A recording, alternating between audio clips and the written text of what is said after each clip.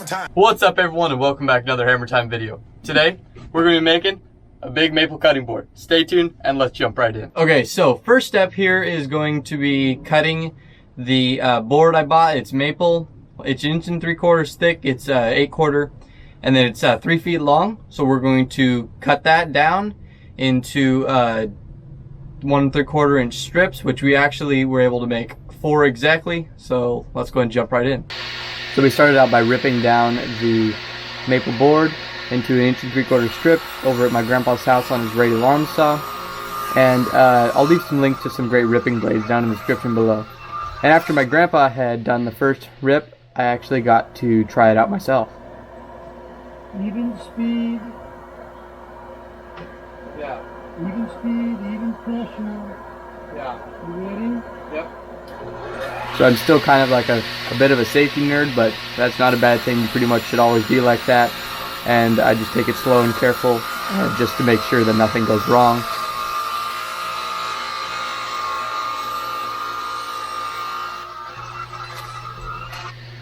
And then we ripped the other piece, and there was a little bit left over on the second strip. So after I was done ripping it, I took it over to the drum sander and sanded them all just to make sure they were all perfect while my grandpa cored a bowl on his lathe.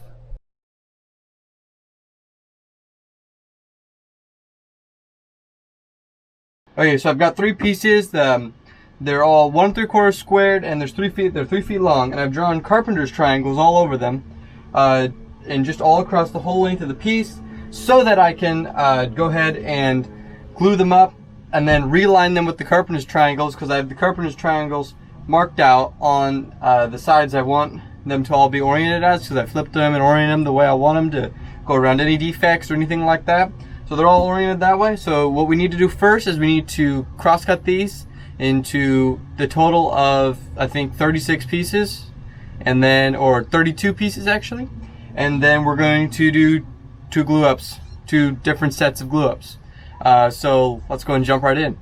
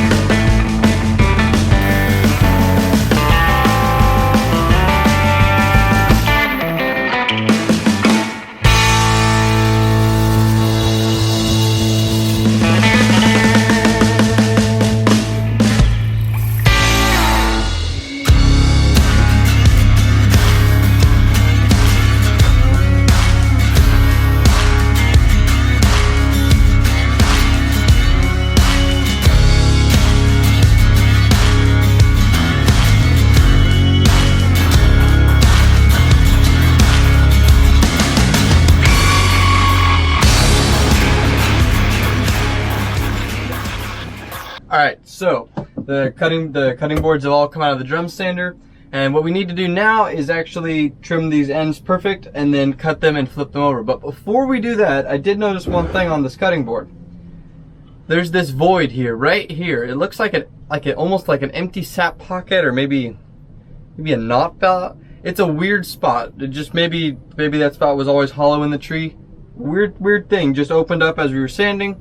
So I'm gonna have to fill that with a little resin. It's already pretty much full of sawdust, so that's gonna take up a lot of the space and make it blend in. So we're gonna just fill this with a little resin, and then we're gonna cut these up and then glue them back up, round 2. All right, let's get started.